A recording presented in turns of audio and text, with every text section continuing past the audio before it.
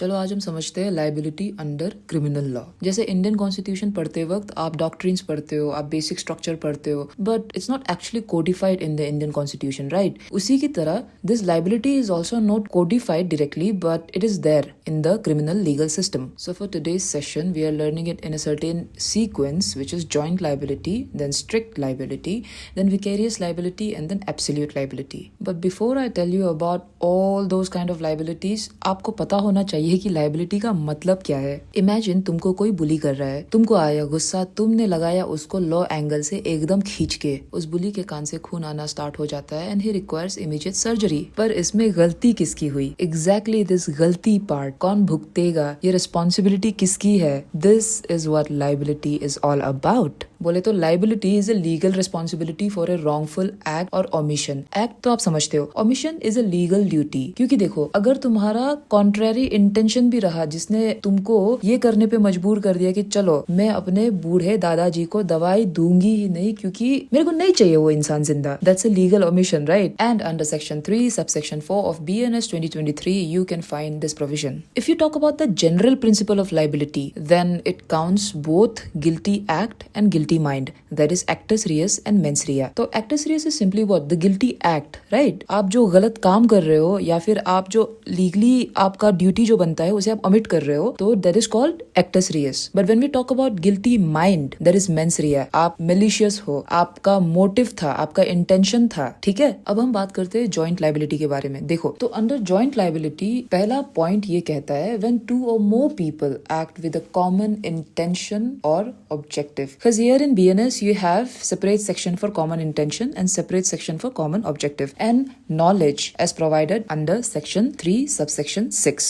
Then under section 3 subsection 5 each member is equally liable. ठीक है, उस कांड के लिए आप सब बराबर के हिस्सेदार हो और आप सभी को बराबर का पनिशमेंट मिलेगा। Moving on, let's talk about the essentials of joint liability. तो first one is quite simple. It's common intent. Wherever you see intent, आपको automatically click हो जाना चाहिए कि यहाँ common knowledge था। Secondly, it's participation. Equal participation, it's not necessary. ठीक है? Thirdly, it should be a criminal act or omission of a legal duty. Talking about the basic provisions of BNS 2023 for your joint liability, first of all, obviously you have section 3 subsection 5, which is your corresponding section to section 34 of IPC. अगर आपको joint liability के बारे में पूछा जाता है, then this is the first section that should come in your mind. Then quite similar, but section 3 subsection 6, it shows about the individual liability due to what? Common intention or knowledge. Then section 49, it's not exactly abetment, but imagine करो तुमने किसी को false गवाही देने के लिए उकसाया, उसने दे भी दिया and the court finds out about it, then उसको जो punishment मिलेगा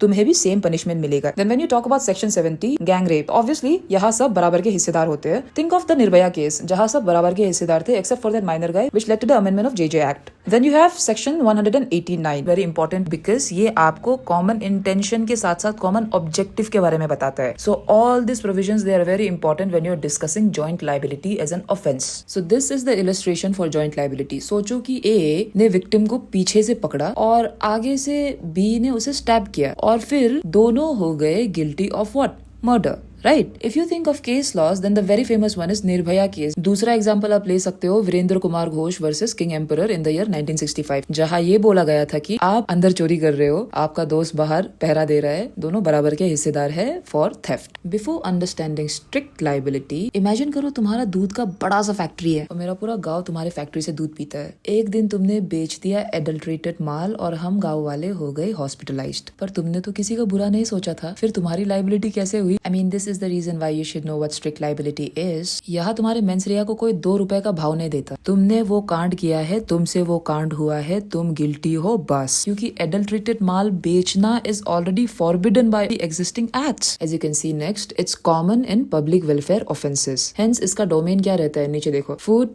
drugs, pharmaceuticals, etc. समझ गए ना? Latin maxim जो strict liability को बहुत ही ज्यादा सपोर्ट करता है, that is our ignorantia juris non excusat, which means ignorance of law is not an excuse. Now let's let's look at few of the case laws. Strict liability का common origin तो हम सबको पता है, which is Rylance versus Fletcher 1868. यहाँ basically ये बोला गया था कि if you own any sort of hazard, then आपका ड्यूटी बनता है कि आप certain protocols भी follow करो जिससे आपके neighbors को कोई परेशानी ना हो. As for criminal liability, it's better you start with the case of State of Maharashtra versus Mayor Hans George in the year 1965. So Mayor Hans George के केस में he was coming from Germany, landed in Bangkok, and then he was moving to Mumbai airport. ठीक है. Meanwhile, he was carrying gold. और India में ये allowed नहीं है without permission. अगर आप गोल्ड ला रहे हो अब्रॉड से तो आपको प्रायर परमिशन की जरूरत रहती है. तो जॉर्ज ने कहा कि मेरे को तो इसके बारे में नॉलेज ही नहीं था, मेरे को तो पता ही नहीं था कि ये लॉ एग्जिस्ट करता है. Here comes the Latin maxim ignorantia juris non excused, कि this is not an excuse कि उसको लॉ के बारे में पता नहीं था. स्ट्रिक्ट लाइबिलिटी तो इम्पोज होगी. Another very interesting case is your R versus Prince 1875, जहां हमारा लड़का